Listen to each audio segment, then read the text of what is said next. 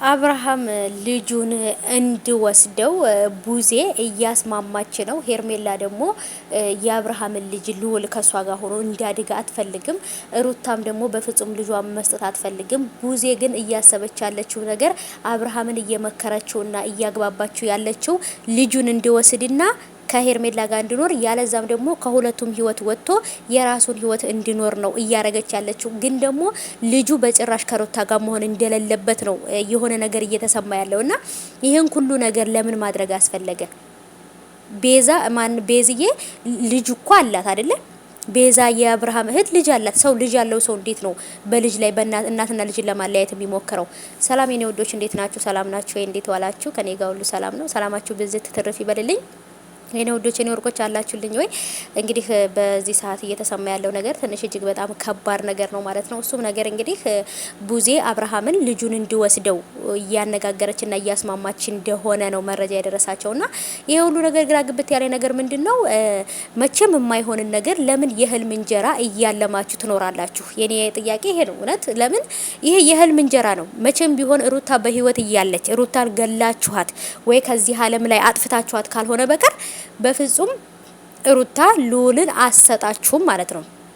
ይሄን ነገር እያወቃችሁ ጊዜያችሁን ባታቃጥሉ አብርሃምንና ሩታን አለያይታችሁ እንደገና ደግሞ ልጇንም ከሷ ባሏን ትዳሯን አፍርሳችሁ ባሏን ከሷ አረቃችሁ ድጋሚ ደግሞ የመኖሯ ምክንያት የሆነውን ብዙ ነገር ያየችበትን ብዙ መከራና ስቃይ ፈተና ያየችበትን ልጇን ልዑልን ለአብርሃም አሳልፋ መቼም አትሰጠውም ማለት ነው። ስለዚህ ቤዛ እያማረሽ ይቀራል እንጂ ማለት ነው አብርሃምንና ሩታን ካለያየሻቸው አብርሃም ትዳሩን ካልፈለገው የፈለገበት ቦታ መሄድ ይችላል። ግን ደግሞ ልዑልን ግን በጭራሽ ከሩታ መለየት አትችሉም። ምክንያቱም እናትና ልጅ አለያይታችሁ መኖር አትችሉም ማለት ነው። ትዳራቸውን እንዳፈረሳችሁት ልጁንም ደግሞ ወስደን ለአብርሃም እናደርገዋለን ብላችሁ እንዳታስቡት ማለት ነው። የእነሱ ሀሳብ ግን እንደዛ ነው። በነገራችን ላይ በጣም ነው የሚገርመው አንዳንድ ጊዜ ህይወት ወዴት እንደምትወስዳቸው አታውቁምና ስለዚህ ሄርሜላም እዚህ ጋር አብርሃም ለኔ ካልሆነ ትላለች። እዚህ ጋር ደግሞ ቡዜ ልጁን ነጥቃ ለአያቶቹ ሰታ ወይም የአብርሃም እናትና አባት ሊያሳድጉት ከዛን ደግሞ አብርሃምና ሩታ ተለያይተው በቃ እሷም የራሷን ህይወት እሱም የራሱን ህይወት እንዲኖሩ ነው የምትፈልገው። ቀላል ነገር ነው እንዴ?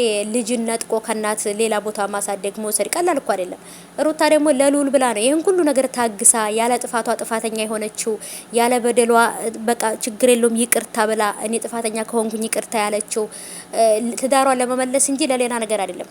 አብርሃም ግን የሚናገራት ነገር ግን ሩታ እንድትሰበር ቅስሟ ስብር እንዲል እንዳትጠገን አድርጎ ነው እየሰባበራት ያለው በንግግሩ ማለት ነው አብርሃምና ግን ደግሞ እሱ ከጠበቀው በላይ በሱ ንግግር ጀግና ትሆናለች እንጂ ትሰበራለች ብዬ አላስብም ሩታ ማለት ነው። ምክንያቱም ጠንካራ ልጅ ናት።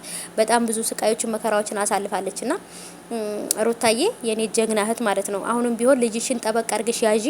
አብርሃም ራሱ ላዝናናው ነው ወደዚህ ልውሰደው ወደዛ ልውሰደው ቢልሽ እንኳን እንዳሰጭ ነው ምለው እኔ። ምክንያቱም መስጠት የለባትም ሌላ ነገር እያሰቡ ስለሆነ ልጇንም ከሷ ከነጠቋት ደግሞ የመኖር ተስፋዋ ደግሞ ልጇ ነው ታውቃላችሁና በጣም ከባድ ሀሳብ ነው እያሰቡ ያሉት መቼም የማይሆንን ነገር ማለት ነው ቢቀርባ